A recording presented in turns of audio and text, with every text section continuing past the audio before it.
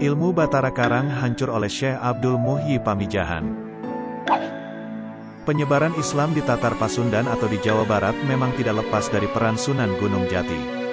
Sunan Gunung Jati salah satu dari anggota Wali Songo yang menyebarkan agama Islam di Tatar Pasundan atau Jawa Barat. Setelah Sunan Gunung Jati wafat, banyak tokoh yang terus berjuang mendakwahkan ajaran Islam. Salah satu tokoh tersebut adalah Syekh Abdul Muhyi, 2 abad setelah Sunan Gunung Jati. Syekh Abdul Muhyi lahir di Mataram pada tahun 1071 atau tahun 1650 Masehi. Syekh Abdul Muhyi mendapat perintah dari gurunya untuk berdakwah di daerah selatan Jawa Barat. Syekh Abdul Muhyi melaksanakan apa yang menjadi titah dari gurunya dengan mengembara sesuai petunjuk dari gurunya.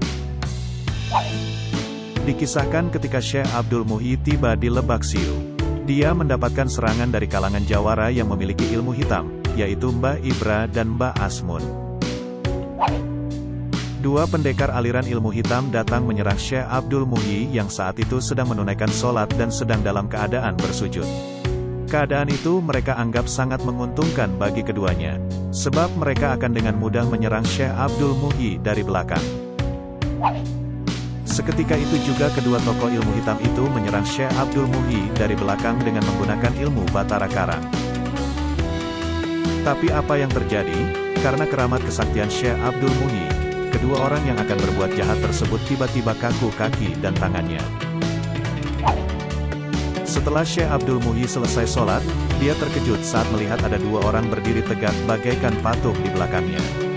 Syekh Abdul Muhyi kemudian menanyakan siapa dan apa tujuan mereka berdua datang ke tempatnya. Kedua orang ini kemudian meminta maaf kepada Syekh Abdul Muhyi karena berniat membunuh dirinya. Kemudian Syekh Abdul Muhyi mendoakan kedua jawara yang menjadi patung hingga kembali bisa seperti semula.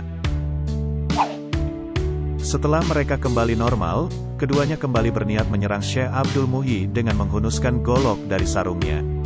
Golok yang dicabut dari sarungnya itu ternyata tidak bisa mereka ambil.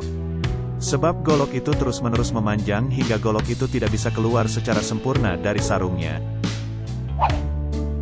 Dalam kondisi demikian, mereka berdua akhirnya menyerah kepada Syekh Abdul Muhyi dan bersama seluruh anak buahnya menyatakan diri masuk agama Islam.